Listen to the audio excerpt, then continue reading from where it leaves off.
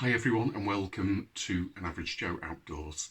In this video, this is episode 2 of a series of videos that I'm doing which looks at my own wild camping gear that I'm using and have been using for many years, and pick it apart a little bit to give you some idea of where I'm at and what I'm using, what's good and what's bad. Definitely be roasting some of it as well. Give the pros and the cons and what I'm thinking of doing for the future. So in this episode I'll be looking at my sleeping bag and liner and picking through it a little bit, and I'll show you how I pack it and the size of the pack and the weight of it as well. So without further ado, let's get into it. So my sleeping bag, the one that I use, is an aging Deuter Atmosphere 350L. I believe the L stands for long. I just wish it was a little bit wider, but it's been a great bag. It migrates a few feathers each night, but it's a 3-ish season bag. Weighs about 600 grams, but I will confirm that. Mummy shaped, so broader at the shoulders. I do wish it was baffled. It was elasticated here, so it gave me a little bit more room on the shoulders, but I'm looking to maybe upgrade to that. Rather than taking a bigger bag, I take one of these things. Extremely light, packable. This is a silk liner, not necessarily the cheapest, but there's tiny compared packability wise to fleece liners that you probably have on a campsite. What I'll do is I'll just stuff that into my bag and pack it all into that thing, and I can really get it down quite small. So that is my wild camping sleeping bag and silk liner. That'll add, they say that adds a season, to the insulating properties. Silk is a natural insulator, so for these purposes, as long as it's in the bag and kept dry, it's a cool bit of kit if you can afford it. One last thing, in the little Ziploc bag in there, I've got a couple of earplugs just in case the rain comes down hard and I can't sleep. So little foam earplugs like that, and they're in there all ready for me for when I'm in the bag. That all gets packed together. Now there is one more point I wanted to mention. One thing you might want to consider for when you're in the market for a bag or a new bag is which side the zip goes. You can buy most, if not all, bags, certainly higher quality ones. You can choose left or right hand zip. Now the reason why this can be quite important is that a lot of the tents I've used and what a lot of people use are, if you can imagine the tent that way, this is where your head goes. Obviously, a lot of tents have, one person tents in particular have a bigger vestibule this side and not that side, even though they have another zipped entrance the other side. So if you have a left hand zip, then that is compatible more. It's easier to get in and out of with a left hand main entrance to your tent. Did that make any sense at all? To summarise, I'm sorry if I haven't made that very clear, but just worth considering getting the zip that you're getting in and out of your bag close to the door, the entrance of this tent that you're getting in and out of. Okay, I hope that's clarified. Okay, so now I'm gonna pack that bag, that really large, seemingly large sleeping bag, into this little thing. And it's got a compression part on it as well, which is really important for scooching down your bag, so it's more packable and lighter. And hopefully this will show you the benefits of a down bag when it comes to pack size and weight. Okay, right, let's give it a go.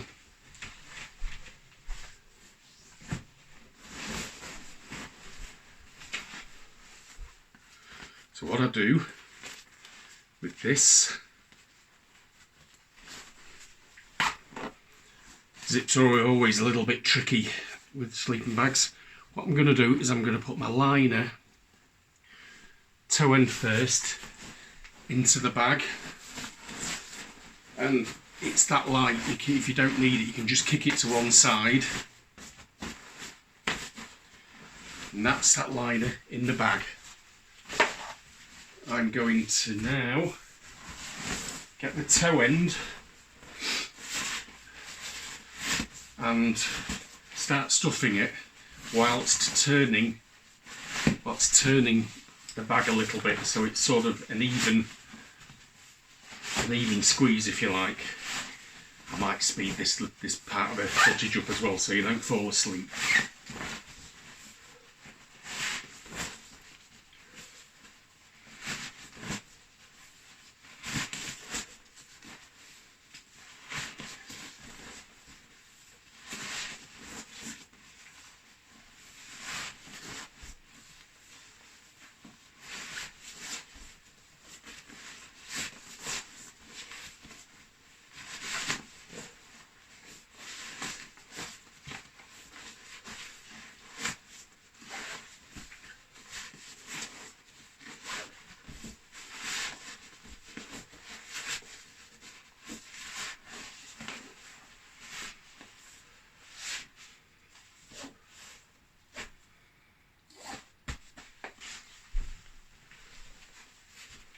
And then the final part is to get the compression straps part over the end of there.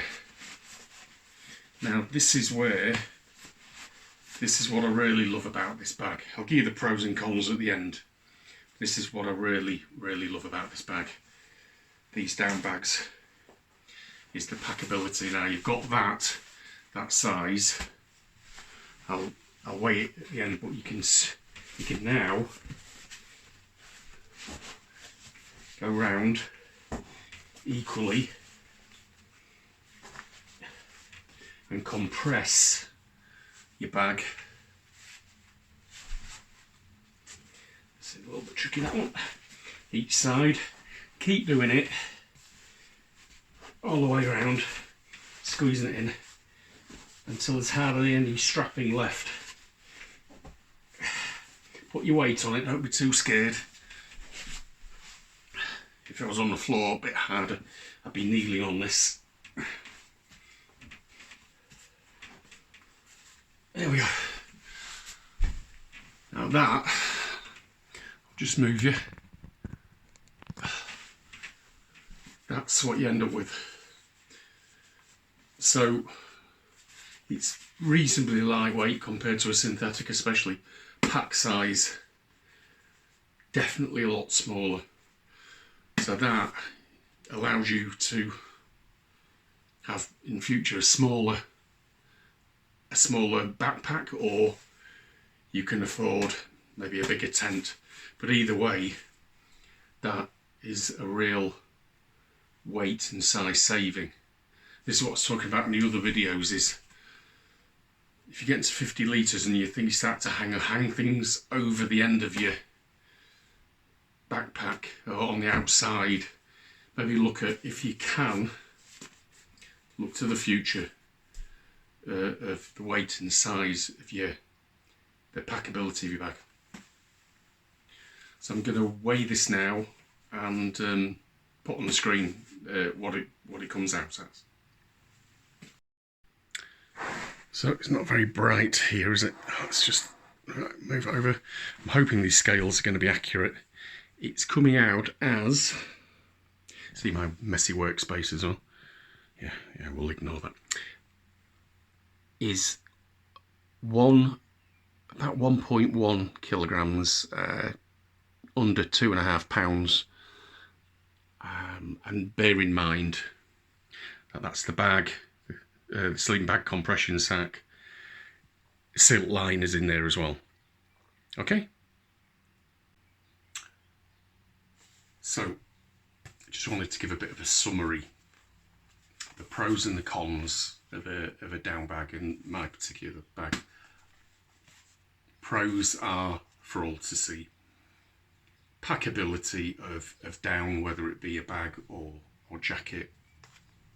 The insulation part of it, it's extremely packable and lightweight as well. And they're working gram per gram. The performance, the thermal performance is arguably better than a synthetic fill bag or jacket. And you can, as you see, you can compress them down really quite small. Huge benefit there. And they're lighter as well.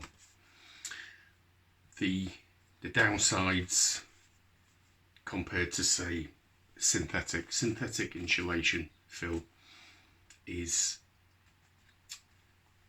it doesn't lose a lot of performance if it gets wet or it gets damp.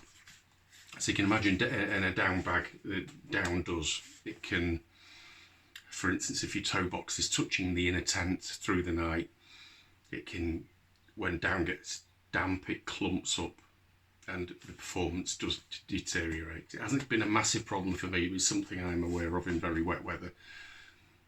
Down performs really good when it's freezing and below, when the air's drier. With synthetic fills, you've got less of a problem. It'll still perform quite well when damp, and it dries a lot quicker and easier as well, whereas a down product, if anybody's ever had their down kit soaked, it's a process to get the loft back into, separate the feathers and get the loft back into the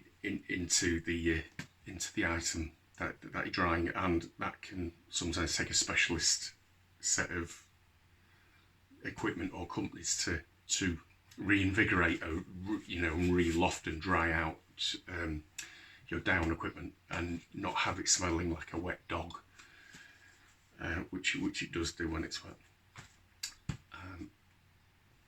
Another downside to this particular bag is the migration of feathers. It's always lost a few feathers every time I've used it.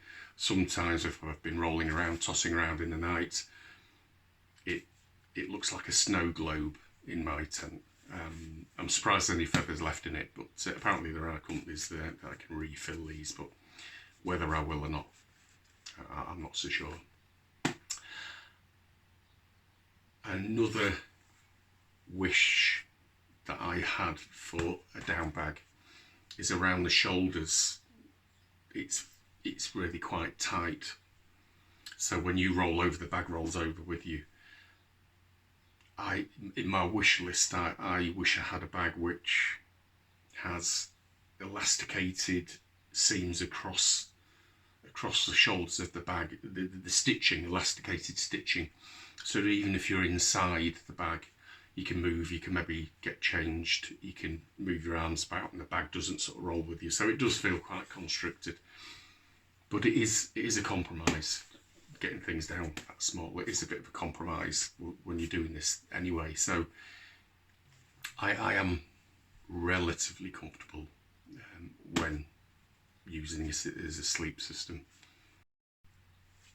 With regards to my sleeping mat, I have done a separate video on that of a new purchase of an Exped Mummy 3R. That is a synthetic product, synthetic fill, but there's not a lot of insulation in it.